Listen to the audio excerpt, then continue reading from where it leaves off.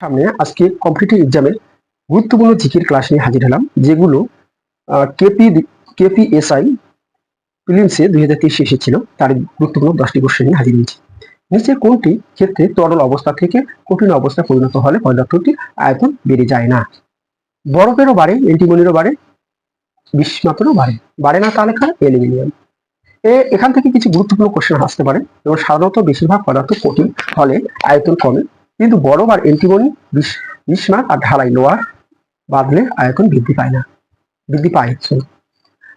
তারপরে অ্যালুমিনিয়াম একটি মৌলিক পদার্থ, এর পারমাণবিক সংখ্যা 13, যা তরল থেকে কঠিন হলে স্বাভাবিক নিয়মেই আয়তনে সংকুচিত হয়। নেক্সট কোশ্চেন, সাধারণ চাপ ও তাপমাত্রার নিচের কোনটি অনিয়মিতাকার নয়? কাঠ না চক না পিচ না সাধারণ লবণ? এখানে হবে সাধারণ লবণ। দেখো, সাধারণ লবণের শর্টকাট নাম কি? NaCl। একটি নির্দিষ্ট জ্যামিতিক গঠনযুক্ত অনিয়মিতাকার কঠিন পদার্থ। অপরদিকে কাঠ, চক, কাঁচ, পিচ হলো নির্দিষ্ট জ্যামিতিক গঠনহীন অনিয়মিতাকার পদার্থ। নেক্সট কোশ্চেন, দ্বিতীয় গোলটেবিল বৈঠক ভারতীয় জাতীয় কংগ্রেসের হয়ে কে প্রতিনিধিত্ব করেছিলেন? মহাত্মা গান্ধী।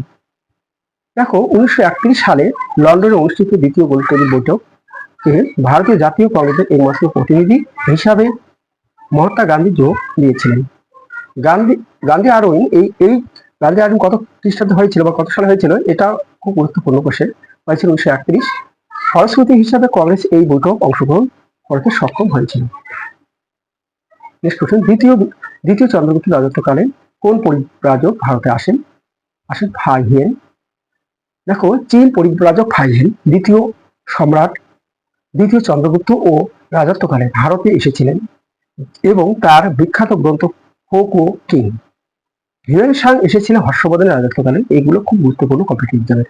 ইবন বতুতা এসেছিল মোহাম্মদ বিন তুগলকের রাজত্বকালে। অপশনের সঙ্গে যে গুরুত্বপূর্ণ টপিকগুলো আলোচনা করছি সেগুলো মনে দিয়ে দেখব। নেক্সট কোশ্চেন, নিচের কোনটি অ্যালুমিনিয়ামের একটি আকরিক নয়? হচ্ছে ডলোমাইট। এটা অ্যালুমিনিয়ামের আকরিক নয়। দেখো, ডলোমাইট হলো একটা ম্যাগনেসিয়াম, এর শর্টকাট নাম হচ্ছে Mg, এবং ক্যালসিয়ামের শর্টকাট নাম হচ্ছে Ca। একটি আকরিক CaMg, একে CO3 অ্যালুমিনিয়ামের প্রধান আকরিকগুলি হচ্ছে বক্সাইট, ক্রায়োলাইট, ফিল্ডস্পার, গিবিসাইট এবং ক্লোরোড্রাম।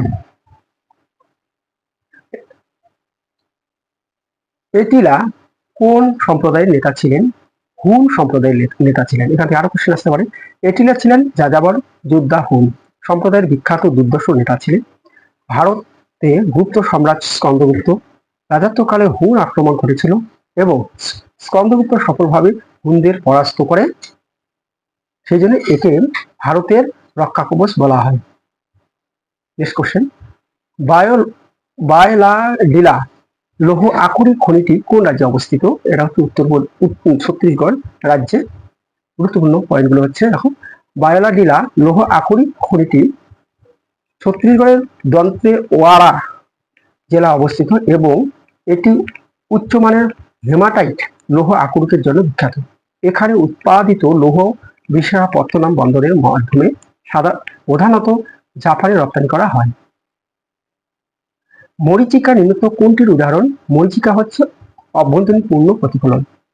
দেখো, এখান থেকে আরো কোশ্চেন হয় যে মরুভূমির উত্তপ্ত বায়ু ঘনত্বের পার্থক্যের কারণে আলো অভ্যন্তরীণ পূর্ণ প্রতিফলন ঘটে, মরীচিকার সৃষ্টি হয়। অপটিক্যাল ফাইবার এবং হীরের উজ্জ্বলতা অভ্যন্তরীণ প্রতিফলনের ভিত্তিতে কাজ করে। হীরে কোন প্রক্রিয়া কাজ করে? সেটা হচ্ছে হীরা হচ্ছে অভ্যন্তরীণ প্রতিফলন কাজ করে। Next question, Sardar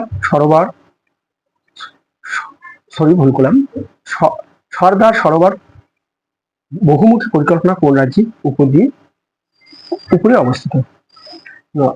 Narmada. দেখো, সরদার সরোবর বাঁধটি গুজরাটের নর্মদা নদীর উপর নির্মিত ভারতের অন্যতম বৃহত্তম বহুমুখী নদী উপত্যকা পরিকল্পনা। নর্মদা নদী মধ্যপ্রদেশের অমরকণ্টক পাহাড় থেকে উৎপন্ন হয়ে পশ্চিমে প্রবাহিত হয়ে খাম্বাদ উপসাগরে পড়েছে। নর্মদা নদী, এইরকম কোশ্চেন আসে, কোথায় নর্মদা নদী পতিত হয়েছে? তখন হবে খাম্বাদ উপসাগরে। এই কোশ্চেনগুলো সবগুলো গুরুত্বপূর্ণ। আপনারা কোশ্চেনগুলো সুন্দর করে দেখবেন এবং আমি ক্লাসগুলো দিচ্ছি সেগুলো ভালো করে মনোযোগ দিয়ে দেখো, এগুলো কম্পিটিটিভ এক্সামে আপনাদের অনেকটা হেল্পফুল হবে। যদি কন্টিনিউ ক্লাস আমার পেতে চাও, লাইক এবং সাবস্ক্রাইব করে পাশে থাকবেন, তাহলে আমি বেশি উৎসাহিত হব, তখন আরো বেশি করে ভিডিও বানাতে সক্ষম হব। নমস্কার।